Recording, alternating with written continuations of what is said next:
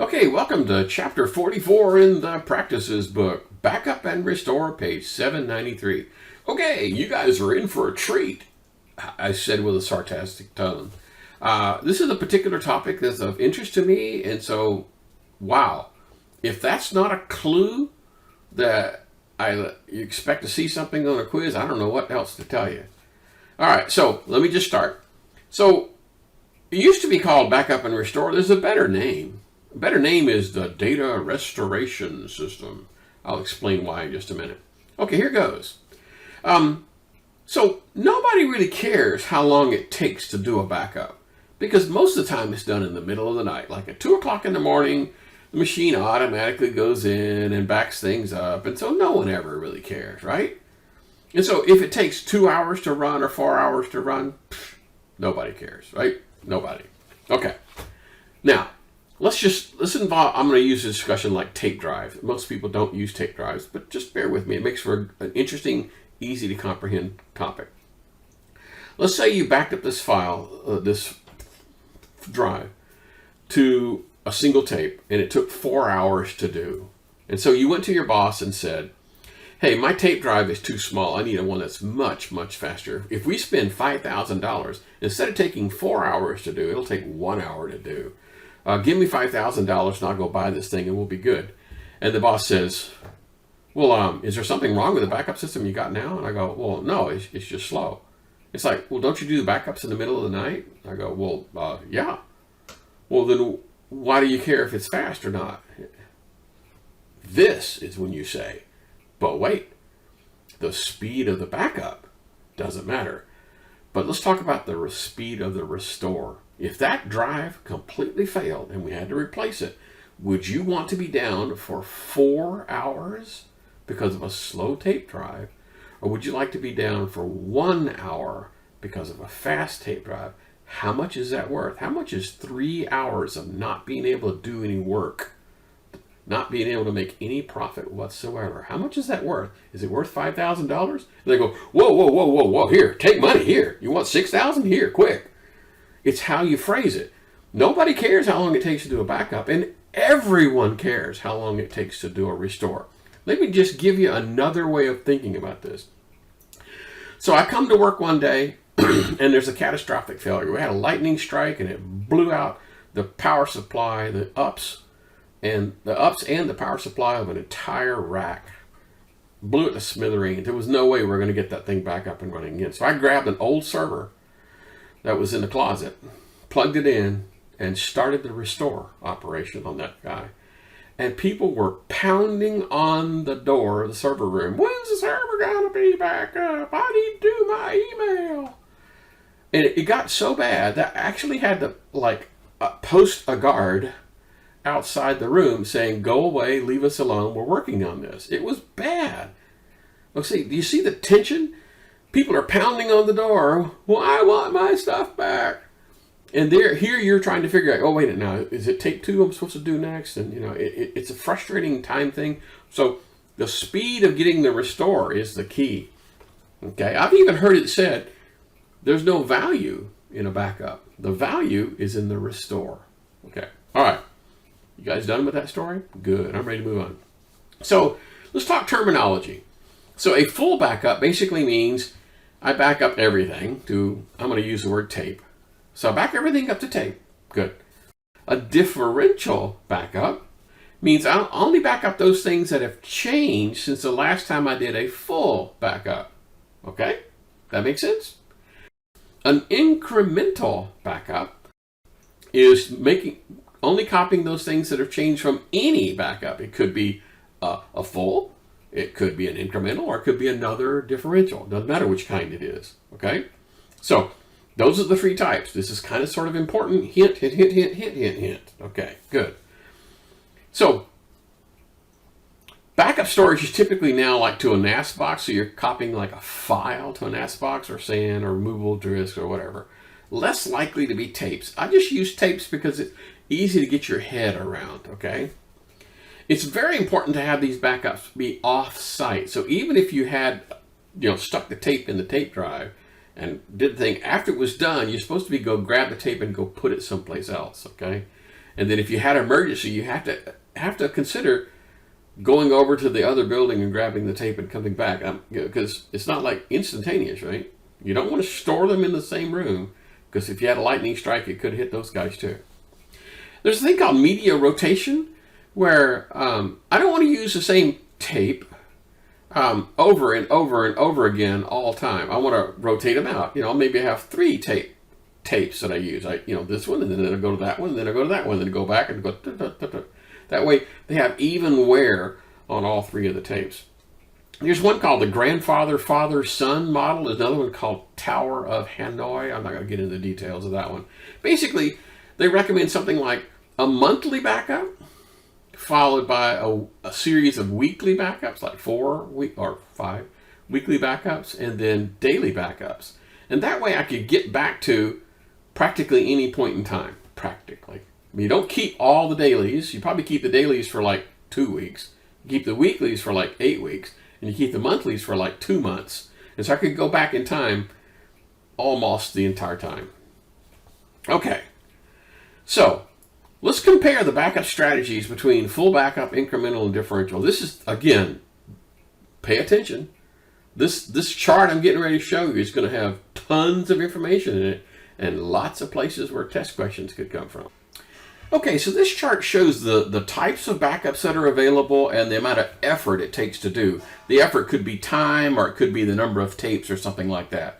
So there's basically 3 choices: a full backup, a differential backup, and an incremental backup. So a full backup records everything, right? And then the differential records all the things that have happened since the last full backup. And incremental is backing up everything that has happened from any backup. It could be a full, or it could be another incremental. Okay, so this is the way it kind of looks. This would be like a weekly backup scenario. So one choice would be to do a full backup every single day. In other words, every day I do a full backup. And you can kind of tell that's kind of wasteful on the amount of time and effort it takes to do a backup. I mean, the amount of time it takes, the number of tapes, that kind of stuff. So an alternative would be the orange one. The orange one is a differential, so I do a full backup on Sunday, just like before. But then I only back up those things that have happened, the changes since Sunday. So the changes since Sunday might be a little more on Tuesday, and changes since Sunday might be a little bit more than that on Wednesday. So you can kind of see how the orange one grows in size over time, because it's everything that has happened since the last full backup. The gray one, the incremental, I do a backup on Sunday, and then I only record those things that have happened since the last backup of any type, which would be small. And then over here it'd be really small because it's only the Tuesday changes. These are only the changes from Wednesday. These are the only changes from Thursday. Okay, so let's talk about, let's say we had a failure before the Friday backup. If I was to do a restore operation using the blue, I'd restore with 1 tape. If I was to do orange, I'd have to restore 2 tapes. The full backup from Sunday and then the Thursday tape. So 2 tapes to go. That's pretty quick. The gray one, though, okay, I had a failure here. I would have to restore this full, and then that one, and then that one, and then that one, and then that one. It would take 5 tapes to do the restore, and that's really going to be a problem. Okay, again, people are pounding on the door, screaming and hollering because they want their stuff back. If you took the blue approach, you stick the 1 tape in the tape drive, you push the button, and you can walk away. I like pushing the button and walk away. You've heard me say that before, haven't you? Good.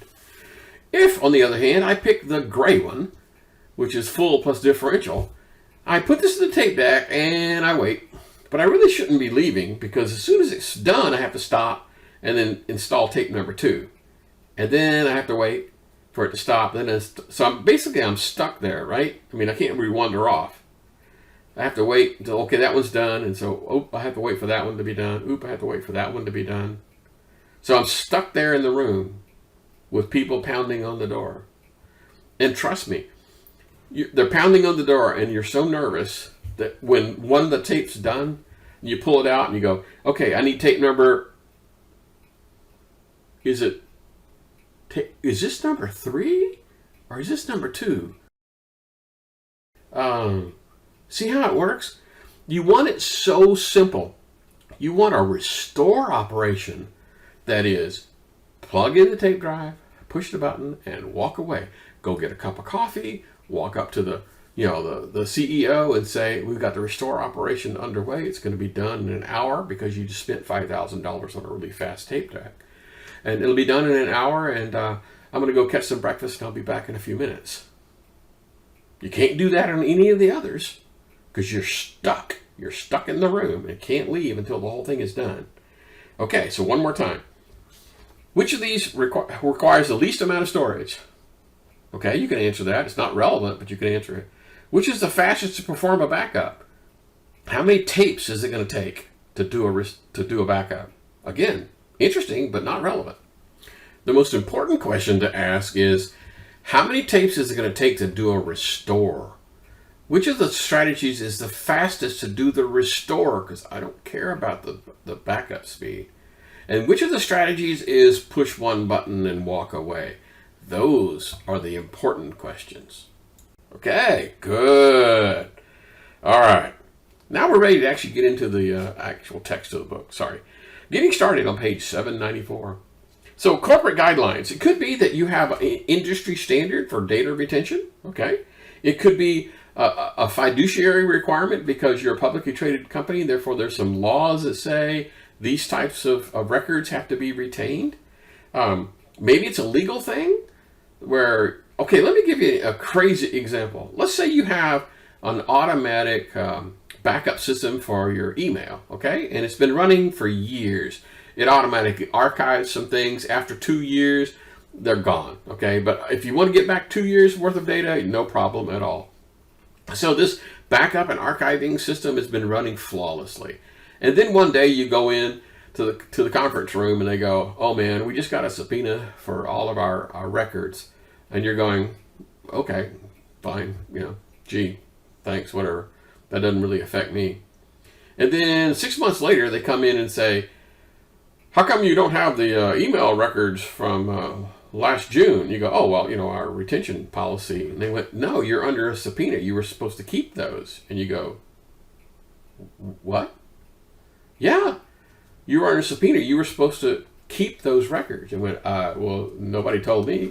Well, yes, we did. We told you in the conference room you were under a subpoena. And you go, well, I didn't know what that meant. Okay. See how this little scenario plays out? Yeah. Okay. So, data retention laws in the U.S. are probably different than other places. Okay. You could have a service level agreement, right? Again, some sort of corporate policy, or perhaps one of the ones, they even talk about this little scenario. I think it's kind of crazy, where they talk about just to test to see if the company's doing the right thing, they randomly pick a server and a file and say, please restore that file. It doesn't even have to be broken. They just test it to see if it works. How long does it take for them to do a restore? Policy. Okay, I'm backing up the server. Who's backing up the user's files? The stuff on their own PC. Are we doing that in the IT department? Are they doing it themselves? And if you said, yeah, we'll let them do it themselves. On what? You going to give them all tape drives? You going to have them burn off to a read-write disk? Like a CD-ROM thing? Come on. Users are lazy. They're not going to do it. So there's some other alternatives. You can either reach down in their machine and do backups for them, or you can move their critical files to the server using folder redirection, and then you end up backing up their personal files for them. Of course, then you're going to have the problem with quotas again. Okay. What are the procedures? Who does it? How often? Who has the right permissions? Particularly if there's financial or critical data in there, how do you encrypt it? I can't store the backups in my desk drawer. I got to have them under lock and key, some way of knowing that they're safe. And the schedule. I mean, I suggested, for example, in this case, I don't show the monthly thing, but I'm showing a weekly cycle where you have a weekly thing followed by several dailies. Okay, we're coming up on the 15-minute mark as usual.